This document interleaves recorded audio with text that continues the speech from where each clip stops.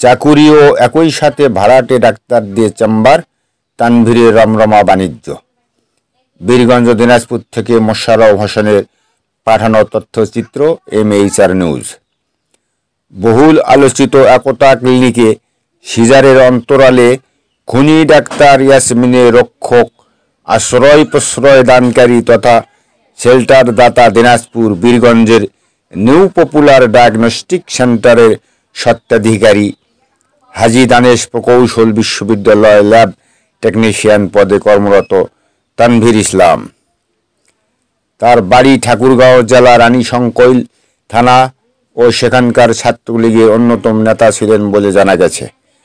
যখন যারা ক্ষমতায় থাকে তানভীর ইসলাম তাদের লোক এবং একসময় আওয়ামী লীগ সরকারের সাবেক নৌ পরিবহন প্রতিমন্ত্রীর PS আবুল বাশারের বন্ধু পরিচয় দিয়ে দ্বিধাহীন সকল দুর্নীতি চালিয়েছে।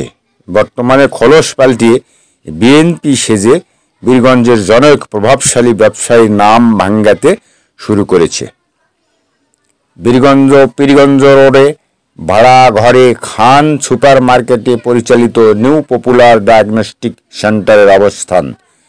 সেখানে শুক্রবার সহ সপ্তাহে 2-3 দিন অধ্যক্ষ ওই ডাক্তার ইয়াসমিন ইসলাম নিয়মিত রোগী দেখেন এবং একতা ক্লিনিকে সিজার করেন। বীরগঞ্জের সাদ ক্লিনিকের মালিক আহসান হাবিব শামীম সহ অন্যান্য ক্লিনিক মালিকেরা জানান, ডাক্তার ইয়াসমিন ইসলাম বদরাগী, রোগী ও রোগীর লোকজনদের সাথে খুব দুর্ব্যবহার করেন। হাত ভারী এবং অ্যানেস্থেসিয়া অভিজ্ঞ ডাক্তার অপারেশন থিয়েটারে সাথে না নিয়ে ছাত্রদের নেন। কোনো অ্যাসিস্ট রাখেন না, সম্পূর্ণ অনিয়ম করেন, বিধায় প্রসূতি মৃত্যুর অনাকাঙ্ক্ষিত ঘটনা ঘটে। ফলে আমরা ওনাকে কোনো কাজেই ডাকি না। কেবলমাত্র নিউ পপুলার ডায়াগনস্টিক সেন্টারের সহযোগিতায় চেম্বারে রোগী দেখেন এবং একতা ক্লিনিকে সিজার করেন। সিজারের পর ডাক্তার চলে যায়। অনাকাঙ্ক্ষিত ঘটনার মোকাবিলা করতে হয় ক্লিনিক মালিকদের। তাদের প্রশ্ন, ডাক্তার কি কোনো দায়ভার নাই? নিউ পপুলার ডায়াগনস্টিক সেন্টারের স্বত্বাধিকারী তানভীর উত্তরাঞ্চল সহ দেশের মধ্যে একটি সুনামধন্য হায়ার এডুকেশনা বিদ্যাপীঠ হাজী দানেশ প্রকৌশল বিশ্ববিদ্যালয়ের ল্যাব টেকনিশিয়ান পদে কর্মরত থাকার পরেও বীরগঞ্জে কিভাবে একটি বৃহৎ ডায়াগনস্টিক সেন্টার পরিচালনা করেন? অভিযুক্ত ডাক্তার ইয়াসমিন ফোন রিসিভ করেন নাই।